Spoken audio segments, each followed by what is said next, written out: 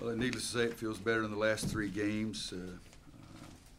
We didn't do what we wanted to early. We wanted to do a better job of guarding the 3, and they made 5 of their first 7 baskets were 3s. But Kevin's got his guys playing and competing and going through an extremely difficult stretch. When Kevin was with me at Kansas, we lost 8 in a row one time, and nobody believes that now because you see all the numbers and junk like that. But it's a tough time for those kids, and I think they're competing and doing the things that are going to help them out a great deal later on. So for us, though, we needed something to make us feel good about what we're doing.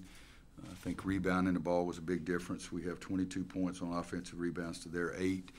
And in fact, 2 of their baskets, they got a loose ball off the floor. They out-hustled us for it. It wasn't just going to get the rebound. But you like that. And total rebounds, 47 to 28. I like 29 assists on 36 baskets. And I like having 6 guys in double figures. Roy, you played Manley and Brooks together for a stretch there in the first half. Is that something that you want to do a little bit more as you go along, or was that just a matchup thing today? I was trying to get Luke some rest, but we did that early in the season too. Somebody asked something at the press conference about that the other day, but we've done that before this year and played both of them, and we'll continue doing it as well. But I like the fact they both had 10, but they got to get more than, what did I say, 4 rebounds between the 2 of them. Sterling had 1 rebound, Garrison had 2, so they had 3 rebounds.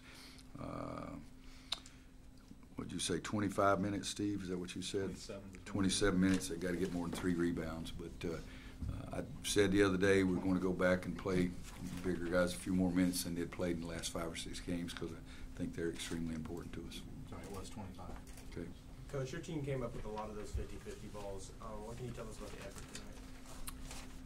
I'm glad you were sitting there watching. I didn't think we were coming up with any of them. We had 3 great spurts where people are diving on the floor and doing those kind of things, and that was sensational. And I like those kind of things. And we did talk about defend, rebound, and efforts. That's the 3 biggest things we wanted to talk about for the game. But our guys around here, you lose a couple and kids start feeling the pressure because they're such good kids. I think we were tight early and missed some shots and got more into the game. Lose yourself into the game diving on the floor and sprinting back, then all of a sudden everything goes easier for you too. How big is it to finally see Kenny have some of those shots go through? Well, I congratulate him. I said hello to him. I hadn't seen Kenny Williams in a couple of weeks, so I congratulate him for showing up.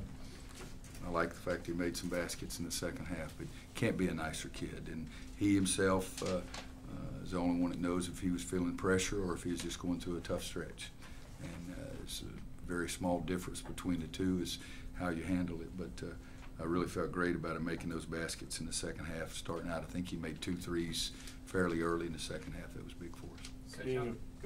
How close was 7 to being able to really close. We thought about playing him and decided he just needed a little bit more practice time. So unless something weird goes on, I think he'll play at the end of next week. Was Cameron Johnson pressing a little tonight? May have been. You know, he really missed some good-looking shots, and he's been shooting the ball well. What was it, 1 for 7 from 3? Yeah. One of those was a tough shot, but the rest of them were pretty open. But I told him just pretend it's another game. That's what it is, and perhaps he was. You'd have to ask him. Well, you talked about Theo as being a great playmaker. What were your thoughts just on with him out there as the official point guard in that one? Well, when he had the collision and came off the court, my thought process at that time is that I was feeling an upset stomach, so I was going to leave, you know, that kind of thing. But he is a playmaker. You know, I mean, you think about it, he's 1 for 7, and he is one of the most important players in the game. You know, he doesn't have to. A couple of his drives he forced in the second half. I think his first 2 shot attempts were really forced shots. So his only basket was an offensive rebound dunk. But 13 rebounds, 8 assists, 1 turnover. That's what we need him to do. Coach, Theo talked yesterday about a sense of urgency, the fact that it's February and it's go time. I wonder, is that something you sense within this team that they realize? Well, they're only hearing it from us every 13 seconds. You know, hell, if they don't get it by now, then we need to start speaking a different language. I read to them, we give them 3 thoughts for the, I mean, not thoughts, we give them 3 keys to the game. And the guy that's responsible for the scout gives me as many as he wants. And so I decided to share it with them. The 3 that Hubert gave him was defense and something about it, rebounding and effort.